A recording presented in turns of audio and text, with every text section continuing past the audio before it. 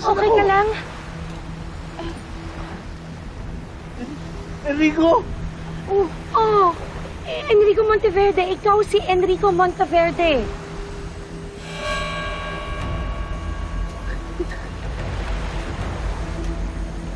Oo, wala akong maalala. Nasaan ako? Kaya paano yung wala siyang maalala?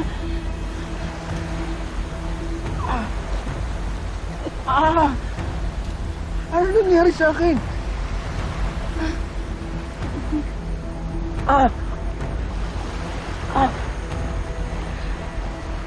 Ah!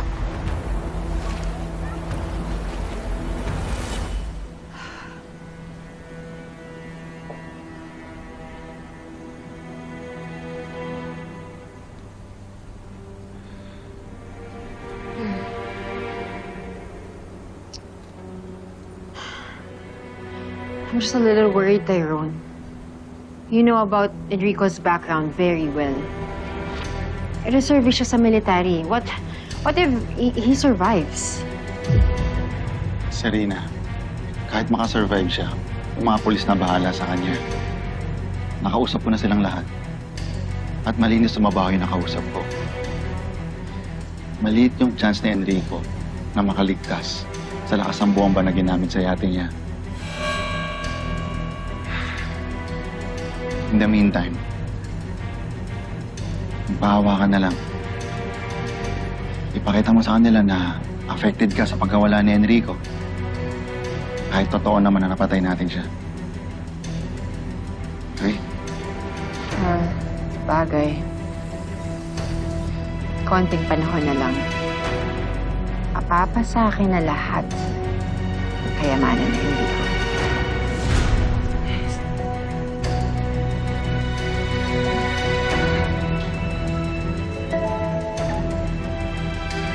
Hello? Hello, Sir Tyrone.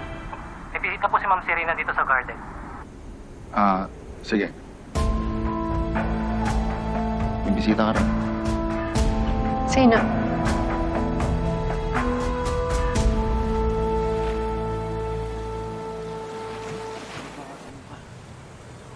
Saan ba si Zion?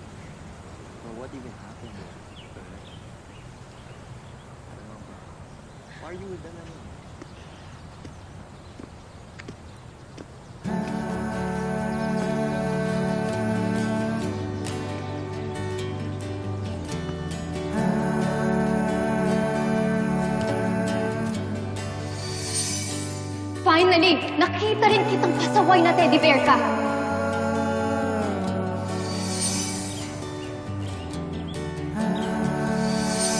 Friends? Fine.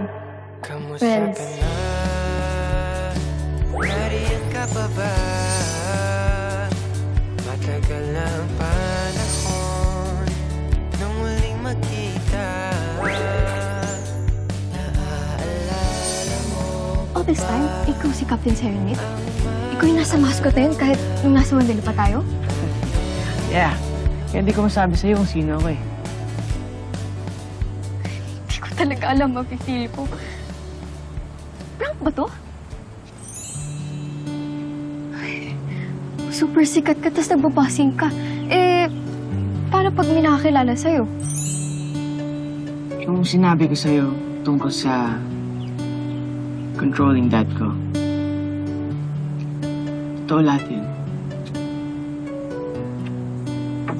I do busking so I can sing the songs na ayaw niyo i-release. To escape fame. To just be myself again. Enough about me. Yung guy kanina, sino yun? Si Calix. Academic rivals kasi kami sa school eh. Mas personal na yung galit niya sa akin. Akala niya pinahiya ko siya. Sa Raulo talaga yun, no? Pero don't worry, Angel. I'll provide you with security. Naku, huwag na, Miguel.